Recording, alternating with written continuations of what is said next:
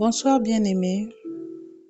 Le thème de l'exhortation ce soir, c'est la persécution. C'est une exhortation de la sœur Karine. Nous allons lire dans 2 Timothée, chapitre 3, versets 12 à 13. La parole de Dieu dit: Or, tous ceux qui veulent vivre pieusement Jésus-Christ seront persécutés. Nous savons que Jésus a été persécuté.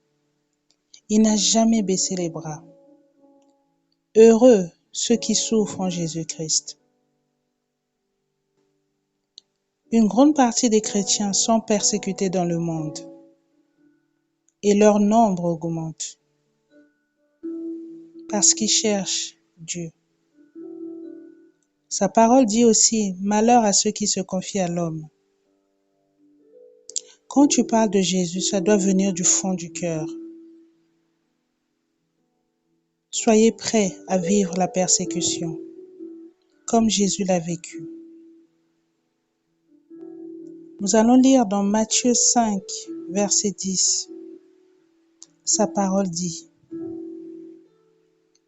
ceux qui sont persécutés pour la justice, car le royaume des cieux est à eux.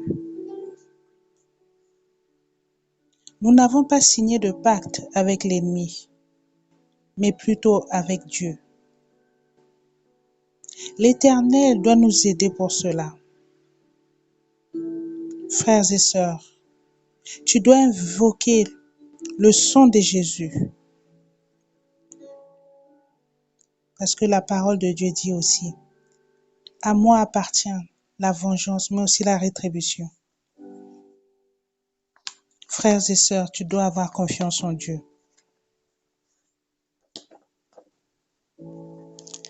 Tu ne connais pas l'état d'âme de chacun d'entre nous.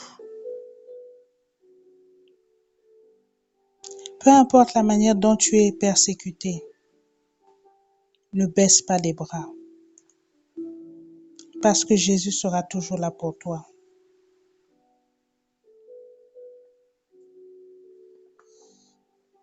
Sa parole de Dieu aussi dit: bénissez ceux qui vous persécutent, bénissez, mais ne maudissez pas. C'est ainsi, frères et sœurs, une fois de plus, tu ne dois pas baisser les bras. Essayons de mettre de l'ordre dans nos vies. Pour conclure, dans versets 10 et 22, la parole de Dieu dit: vous serez haïs de tous à cause de moi, mais celui qui persévérera jusqu'à la fin sera sauvé. Frères et sœurs, soyez bénis au nom du Seigneur. Que le Seigneur Jésus-Christ te garde et me garde.